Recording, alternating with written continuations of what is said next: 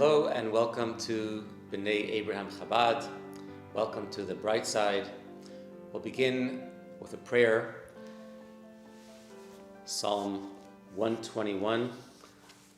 I'll start in Hebrew. Shir Lamalois Esa Einai El Haharim Me'ayin Yavai Ezri. Ezri Me'im Adinoi Oisei Shemayim V'aretz Hal Yitin L'moit Raglecha Hal Yonam Shem Recha Hinei Lo Yonam V'lo Yishan Shomer Yisrael Adinoi Shem Recha Adinoi Tzilcha Yad Yiminecha Yoima Mashemesh Lo Yakeka V'yarech B'aloila Adinoi Yishmarcha Mikol Ra Yishmar Snapshecha Adinoi Yishmar Tzeizcha V'echa Me'at Vad Oilam. The English reads, a song of ascents. I lift my eyes to the mountains. From where will my help come? My help will come from the Lord, maker of heaven and earth. He will not let your foot falter. Your guardian does not slumber. Indeed, the guardian of Israel neither slumbers nor sleeps. The Lord is your guardian. The Lord is your protective shade at your right hand. The sun will not harm you by day, nor the moon by night. The Lord will guard you from all evil. He will guard your soul. The Lord will guard your going and your coming from now and for all time.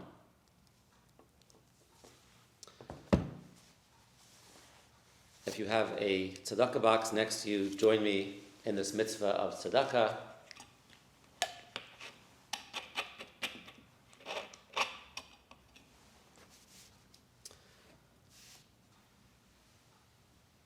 During a private meeting with the Rebbe, there was an executive director of a Jewish newspaper, the National Jewish Post. His name was Mr. Charles Roth. And he made the following statement. He said, Rabbi, our publication is completely independent and unbiased, completely objective.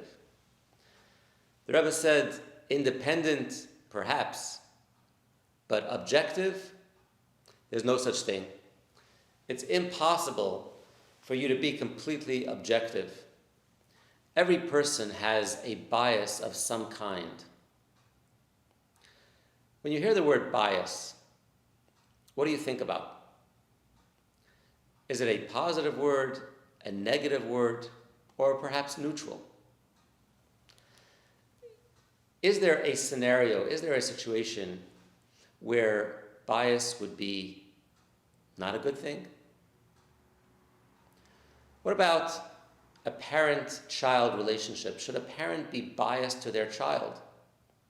Yesterday I was talking to a parent who said, I love my son unconditionally, but now because of the parent's love for their child, they're able to overlook certain behaviors. But is it healthy for a parent to be completely objective when assessing their child's behavior? So perhaps we can be objective, we can be unbeholden to a certain ideology or agenda. But when it comes to a bias, every single one of us, through a mix of nature, nurture, and free will, has some type of bias. There's a certain lens and framework through which we view everything that happens in our lives, the people we meet, the situations that we're in. It's not possible to simply erase our past experiences and be completely objective. Now, scientists talk about a negativity bias, where when we meet someone, it's much easier for us to internalize the negative parts of their personality, their character traits that are negative are much easier to pick up on. And that's the negativity bias that we have. As I mentioned, the book that I'm reading right now is called Positivity Bias. And the premise is that the default lens or frame through which we should look at events should be positive rather than negative. In other words, if we recognize and acknowledge that each of us is on some level subjective, perhaps we can work on resetting that bias from negative to positive. What are the biases that each of us have? Are they negative? Are they positive? Are they neutral? How do we make sure that they lean more to the positive side than the negative side? There was once a businessman who wrote a letter to the Rebbe, and he was very disturbed, very upset about something that he saw on one of his travels. I don't know where he was, but some far-flung community where he came to the synagogue and he sees that there was an individual there who came to help them make a minyan. It was difficult to get the necessary quorum, and he was asked to come and participate in the minyan. And from the moment that he arrived into the sanctuary until he left, he was just reading the newspaper. He didn't bother opening up a prayer book or participating in any way. He was sitting there reading the newspaper. And this blatant display of disrespect bothered the businessman, who was so disturbed, and he writes this letter to the Rebbe complaining about the incident that he saw.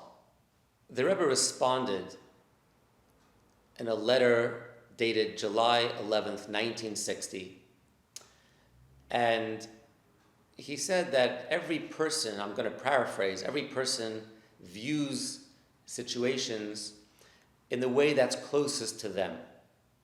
So my observation of your complaint, of the incident that you mentioned, is I see a certain degree of Jewish attachment in this Jew, in every Jew. Here is a Jew who had wandered to a remote part of the globe and had become so far removed, not just geographically, but mentally, to the point where he didn't appreciate the need to pray, didn't appreciate the need to come to a synagogue, and how to behave respectfully in a house of God. And yet we see that inside that Jew there's a pintel yid, a Jewish spark, which shines, and it seeks expression. And in this case, in the case of this particular Jew, it seeks expression in that he wanted to help other Jews pray congregationally. He wanted to help others have the benefit of communal prayer, and went out of his way to help them and to be counted with them, even though it wasn't so important to him personally. So we see that there's an inherent goodness in each of us. And while others might look at this person as an arrogant heretic, what do you think you're doing, coming to shul, reading the newspaper? Here we see how the Rebbe's view, using the positivity bias, was to look at this person as a Jew in exile, responding to that inner spark in the only way that he knows how. A beautiful thought. Our guest today is Dr. David Oxman, who is with Jefferson University Hospital, specializing in critical care medicine, pulmonology. And welcome to our Bright Side program, David. Thank you. Thank you for having me, Rabbi. Tell us a little bit about your work as a doctor. What do you do? I'm an intensive care doctor, so I take care of patients who are in the intensive care unit. So this is the sickest of the sickest hospitalized patients. Often they're on ventilators or in extreme medical conditions that render them less than fully conscious. So it can, patients who can be at high risk of death. So it's, it can be an intensive environment to work in. Wow, I'm sure. also a very rewarding one, though, as well. And I understand that you have been dealing with COVID-19 patients over the last few weeks, which must be an even more intense experience. So first of all, I just want to express our collective gratitude and appreciation to you for being on the front lines of this battle and really putting yourself on the line to bring healing to the sickest patients. It's incredible, and we are inspired by healthcare heroes like yourself. Thank you for saying that. I want to emphasize what I do. I'm function as part of a much bigger team. So I'm honored to work with many extraordinary professionals, be they other doctors, but also nurses and respiratory therapists and the like. And my job is really, again, functioning as part of this big team that takes care of patients. One of the topics that we've been discussing here is the patient's attitude and the patient's thoughts. You mentioned that some of your patients are not even conscious, so it's really hard to know what they're thinking. But hopefully you get to see their improvement, and as they recover, do you find that there's a relationship between the patient's positive, optimistic attitude and their physical healing? Well, here's what I would say. I know that the experience of illness is not just a physical one, that we experience illness emotionally, we experience it spiritually, and the emotional spiritual reserves that we have are all brought to bear when we are dealing with a physical illness. I don't know if certain positive thinking has an actual impact on, say, the material processes of the body, whether or not positive thinking will make your immune system work better or make your heart pump stronger. Who knows? But I'm sort of less focused on that idea rather than just knowing that we are emotional, spiritual beings rather than just physical beings. So when we're called upon to deal with an illness, our emotional state is critical, regardless of what impact that has on our physical body. We experience illness emotionally, and therefore physicians have to pay attention to patients' emotional experience of illness. And I would even go further. Sometimes I don't necessarily spend as much time with the patients because they're so sick in their emotional state, but the family's emotional state is something that I spend a lot of time with. And I think tending to that is just as critical.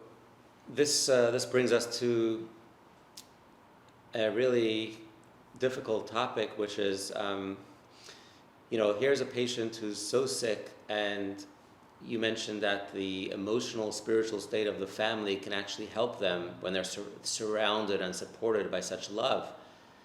And here we have situations right now where patients are alone, they're not able to be visited by their families and be surrounded by that love and support that they normally would have. And it must be really, really hard. You've put your finger, Rabbi, on the hardest part for all of us, not just in the intensive care unit, but anywhere in the hospital taking care of patients of this pandemic.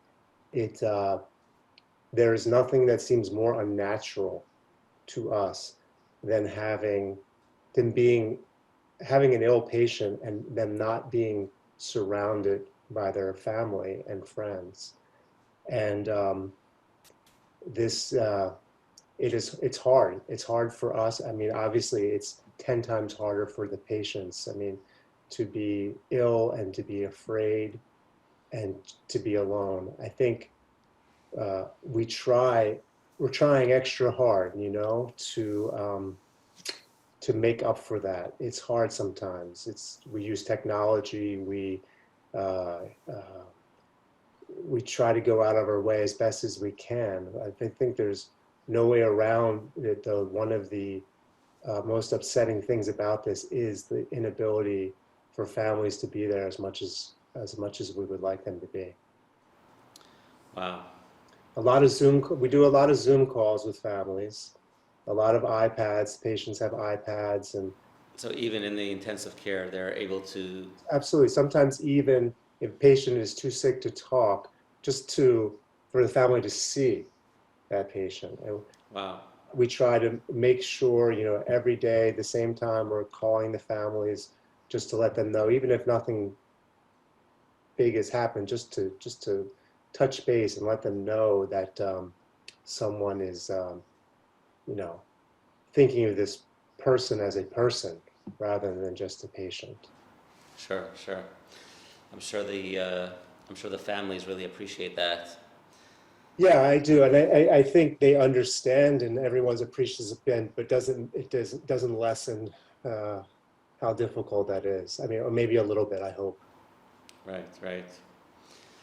So living, I mean, again, where the world is going through this global health crisis, and they talk about the invisible enemy, and you're literally there on the battlefield in the front lines fighting this battle. Um, you know, putting yourself at risk. Um, so how do you manage to stay positive and, uh, and make sure that it doesn't get to you? I mean, it must be so crazy. There's obviously a little bit of fear. However, I would say that a great comfort is just doing your job. That gives you a certain peace. You know how to do your job, and once you're doing your job, everything sort of falls away. I jokingly say people have been so generous with their donations of food to the hospital that there's so much food in the hospital that the biggest health risk I have right now is my cardiovascular health because of all the free food that is in the hospital. But joking aside, I think we know how to take care of these patients. We know how to stay safe.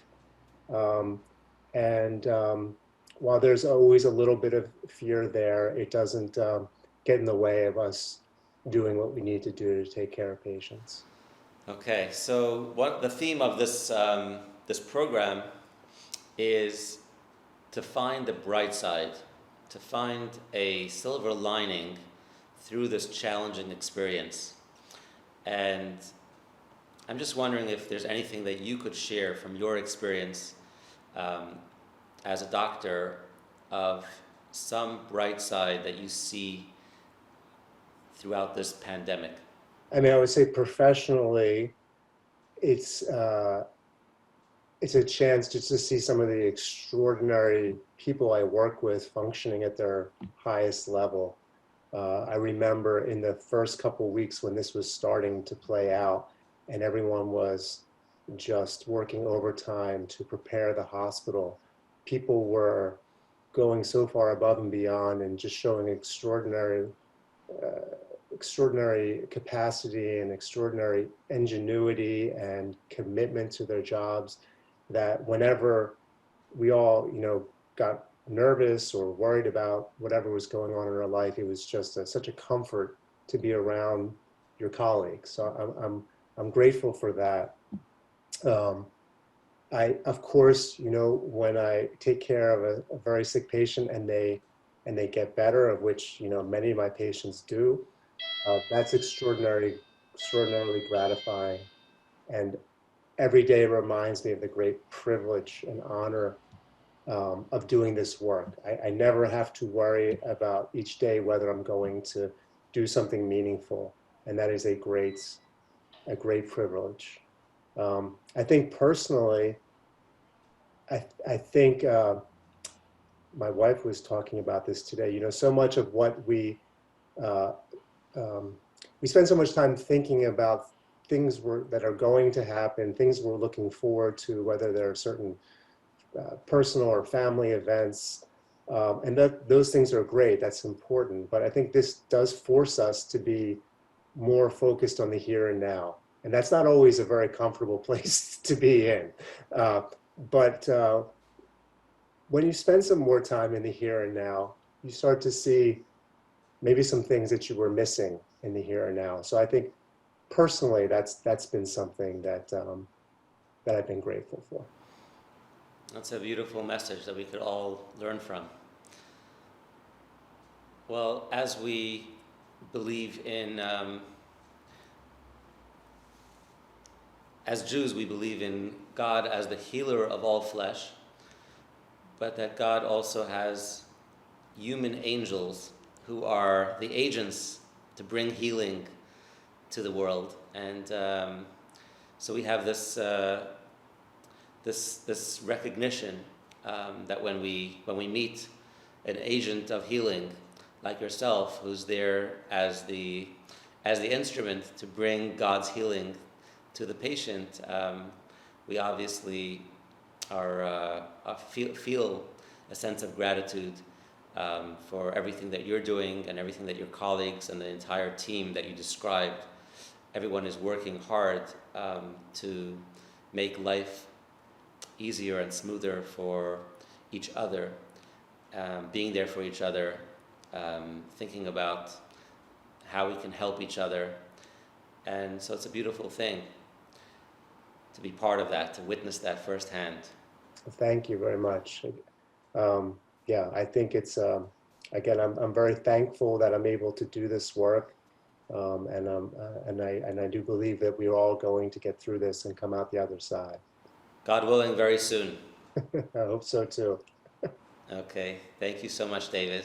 Okay, Rabbi, thank you again for doing this interview. It was a pleasure. All the best, all the best. Take care. Thank you for joining us.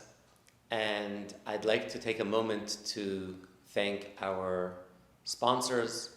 Thank you to Diane Tucker for dedicating this series to the memory of Dick Tucker.